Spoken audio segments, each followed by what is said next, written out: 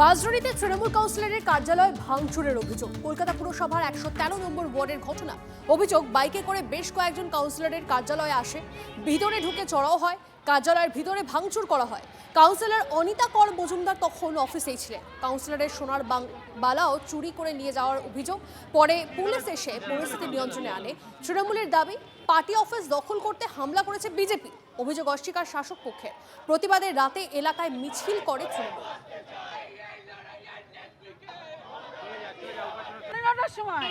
ওই সিপা বিজেপির লোকরা স্থানীয় না, ওরা সব জায়গা থেকে ধার করেছে।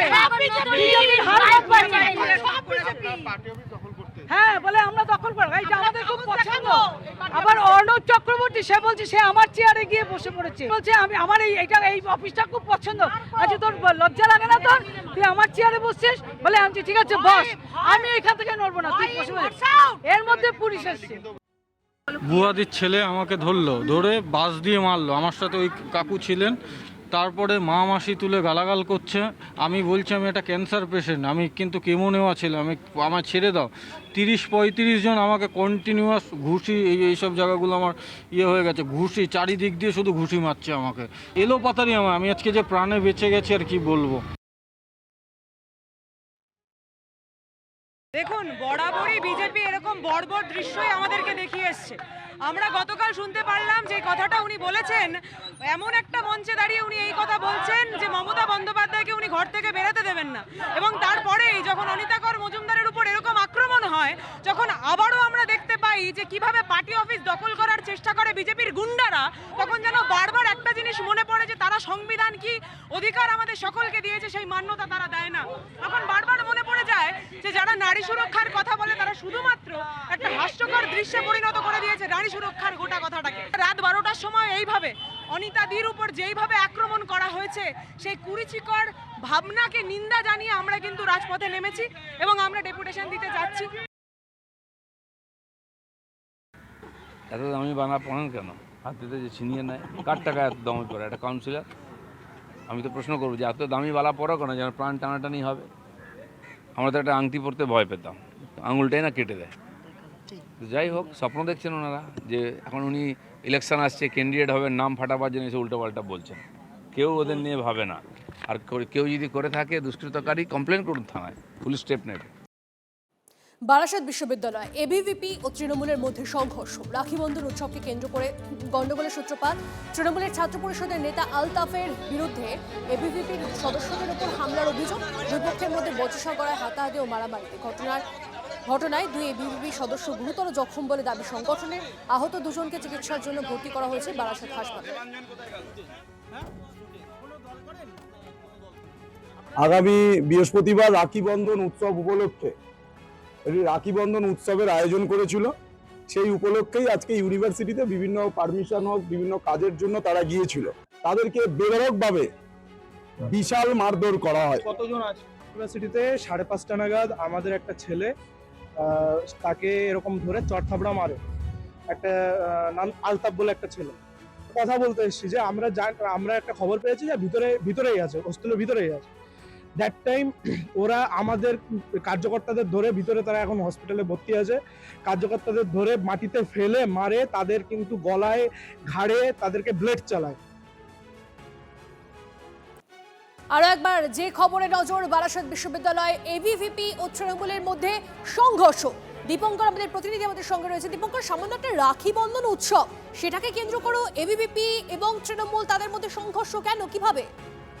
দেখো, এইটাই হচ্ছে এখন বড় প্রশ্ন। বারাসাত ইউনিভার্সিটিতে রাখি বন্ধন উৎসবকে কেন্দ্র করে তৃণমূল ছাত্র সংগঠন এবং এবিভিপির মধ্যে যে সদস্যদের মধ্যে গন্ডগোল প্রথমে হয়, এবং সেই গন্ডগোলটা ছিল রাখি বন্ধন উৎসব কারা কিভাবে পালন করবে। এবং সেই ভাবনা চিন্তা প্ল্যানিং করতে করতে হঠাৎ করেই একদল আরেক দলের উপরে হামলা চালায়। স্বাভাবিকভাবেই দুপক্ষ একে অপরের বিরুদ্ধে অভিযোগ করছে। এবিভিপির অভিযোগ তৃণমূল ছাত্র পরিষদ প্রথমে হামলা করে, তৃণমূল ছাত্র পরিষদের অভিযোগ এবিভিপি প্রথমে হামলা করে।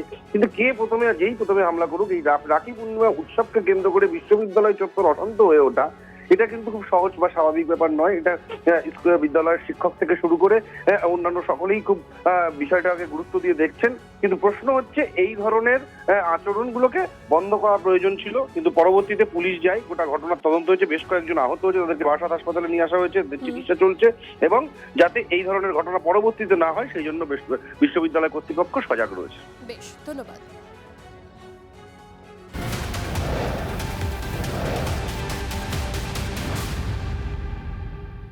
এবার কলকাতা বিশ্ববিদ্যালয়ের কলেজ স্ট্রিট ক্যাম্পাসে ধুন্ধুমার। এবিভিপি ও এসএফআই এর মধ্যে সংঘর্ষে উত্তাল বিশ্ববিদ্যালয় চত্বর। এসএফআই এর আঞ্চলিক সম্মেলনকে কেন্দ্র করে উত্তেজনা। সম্মেলনের নামে বহিরাগতরা ক্যাম্পাসে ঢুকে তাণ্ডব চালায় বলে অভিযোগ এবিভিপি। প্রতিবাদ করলে এবিভিপির সমর্থকদের ওপর হামলার অভিযোগ। পরিস্থিতি সামাল দেয় পুলিশ। আজকের লাল পোকাদের ব্যানারে দেখতে পাচ্ছেন 32তম কলকাতা বিশ্ববিদ্যালয়ের আঞ্চলিক সম্মেলন ছিল। ওরা এই গেটের বাইরে স্টেজ করে নিজেদের সমাবেশ করছে, নাকি রাজ্য সমাবেশ, আঞ্চলিক সমাবেশ। সেই আঞ্চলিক সমাবেশের পরে লুঙ্গি বাহিনী, বহিরাগত যাদের কাকুর বয়স, তারা ক্যাম্পাসে ঢোকে এবং কলকাতা বিশ্ববিদ্যালয়ের শান্ত পরিবেশকে অশান্ত করার চেষ্টা করে। তারা ভেতরে ঢুকে অ্যান্টি ন্যাশনাল স্লোগান করে, ভারত তেরে টুকরে হোঙ্গি ইনশাল্লাহ ইনশাল্লাহ, এই সমস্ত কিছু অ্যান্টি ন্যাশনাল স্লোগান করার দরুন আমাদের রাষ্ট্রবাদী অখিল ভারতীয় বিদ্যার্থী পরিষদের ছাত্রছাত্রীরা ক্যাম্পাসে রুখে দাঁড়িয়েছে। প্রত্যেকে কলকাতা বিশ্ববিদ্যালয়ের ছাত্র। তারা যখন বলে যে না, এই ক্যাম্পাসের মধ্যে আর কোনো অ্যান্টি ন্যাশনাল স্লোগান চলবে না, তারা আমাদের 3 জন ছাত্রছাত্রীকে আঘাত করার চেষ্টা করে। পুলিশ প্রশাসন ছিল, ওরা ওদের যথাযথ ভূমিকা করেছে। সিপিএম এর কালচার রয়ে গেছে, পরিবর্তনের সময় লাগবে, মন্তব্য দিলীপ ঘোষের।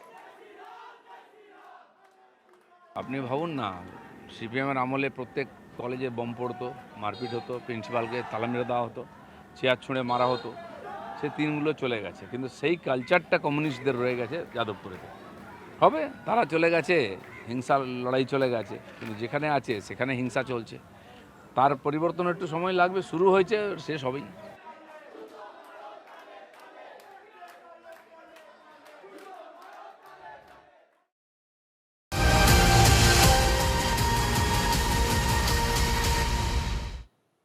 পুজোর পরেই কি কলকাতা হাওড়ায় পুরো ভোট? কলকাতা ও হাওড়ায় পুরো ভোটের জন্য কমিটি গঠন রাজ্য বিজেপির। 2 প্রাক্তন রাজ্য সভাপতিতেই আস্থা বঙ্গ বিজেপির। কলকাতার দায়িত্বে সুকান্ত মজুমদার, আহ্বায়ক তাপস রায়। অন্যদিকে হাওড়ায় পুরো ভোটের প্রস্তুতিতে রাহুল সিনহাকে দায়িত্ব বঙ্গ বিজেপির।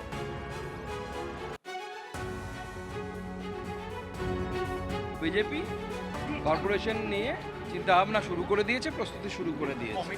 কমিটি গঠন হয়েছে, তাতে নির্বাচন করতে গেলে তো কমিটি অবশ্যই লাগবে। আমরা আরো কমিটি তৈরি করব, নিচের দিকে কমিটি তৈরি হবে। আর একবার আপনাদেরকে জানিয়ে রাখি, পুজোর পরেই কলকাতা হাওড়ায় পুরো ভোট। কারণ কলকাতা ও হাওড়ায় পুরো ভোটের জন্য কমিটি গঠন রাজ্য বিজেপি। 2 প্রাক্তন রাজ্য সভাপতিতে আস্থা বঙ্গ বিজেপির। কলকাতার দায়িত্বে থাকছেন সুকান্ত মজুমদার, আহ্বায়ক তাপস রায়।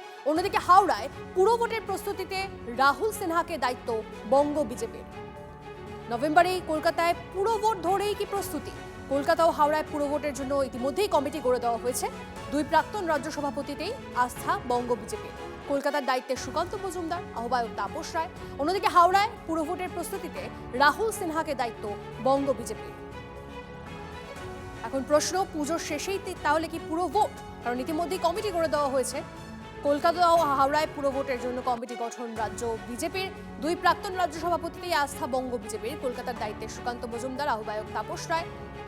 অন্যদিকে হাওড়ায় পুরো ভোটের প্রস্তুতিতে রাহুল সিনহাকে দায়িত্ব বঙ্গ বিজেপির। এই মুহূর্তে আমরা রাহুল সিনহার সঙ্গে যোগাযোগ করে নিয়েছি। রাহুল বাবু, আমরা জানি যে আপনি ইতিমধ্যেই দায়িত্ব পেয়েছেন পুরো ভোটের। হাওড়ায় পুরো ভোটের প্রস্তুতিতে আপনাকে দায়িত্ব দেওয়া হয়েছে, কতটা প্রস্তুতি, কিভাবে প্রস্তুতি নিচ্ছেন?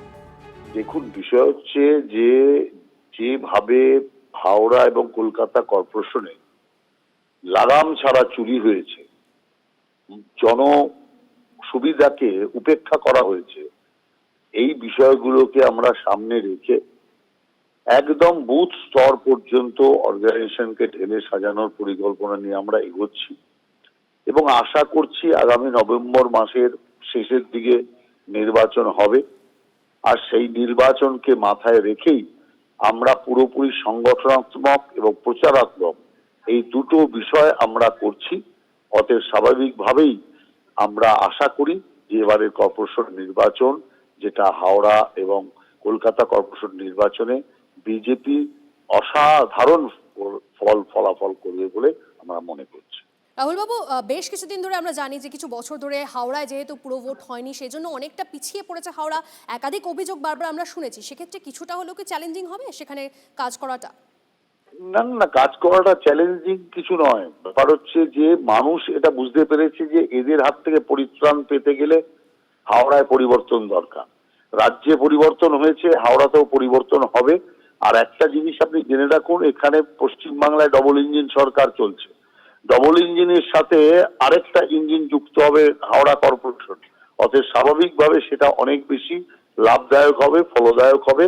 অতএব আমরা মনে করি যে এই ইলেকশনের ফলে যে রেজাল্ট মানুষ দেবে তাতে আগামী দিনে আমরা লাভবানই হব এবং হাওড়ার জনজীবনের মান উন্নয়ন করাতে আমরা সক্ষম।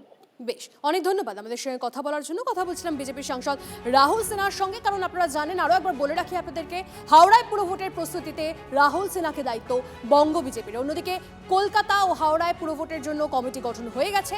দুই প্রাক্তন রাজ্য সভাপতিতেই আস্থা বঙ্গ বিজেপির। কলকাতার দায়িত্বে সুকান্ত মজুমদার, আহ্বায়ক তাপস রায়।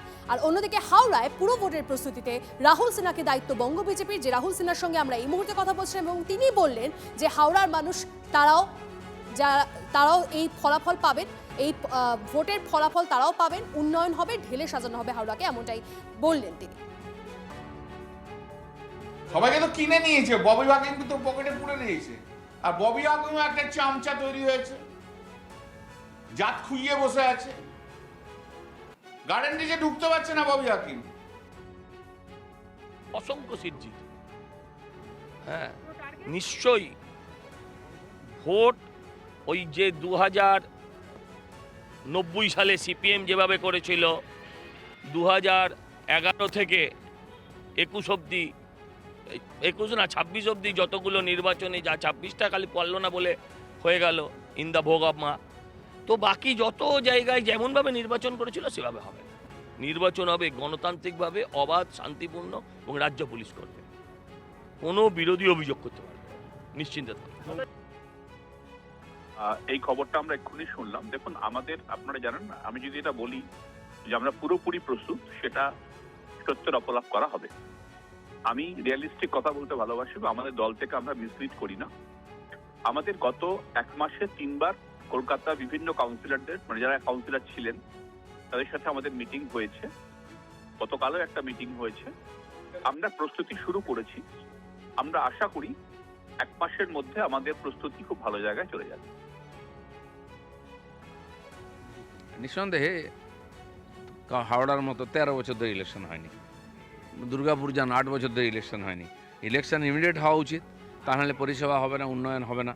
আর ভারতীয় জনতা পার্টি যেভাবে লড়াই করে রাজ্য সরকার বানিয়েছে, সমস্ত পুরসভা, পঞ্চায়েত যেখানে ইলেকশন হবে সেভাবে লড়াই করে আমরা সেখানে আমাদের সরকার মানে বোর্ড প্রতিষ্ঠিত করব, যাতে উন্নয়নের ধারা নিচে অবধি ঠিকঠাক যায়।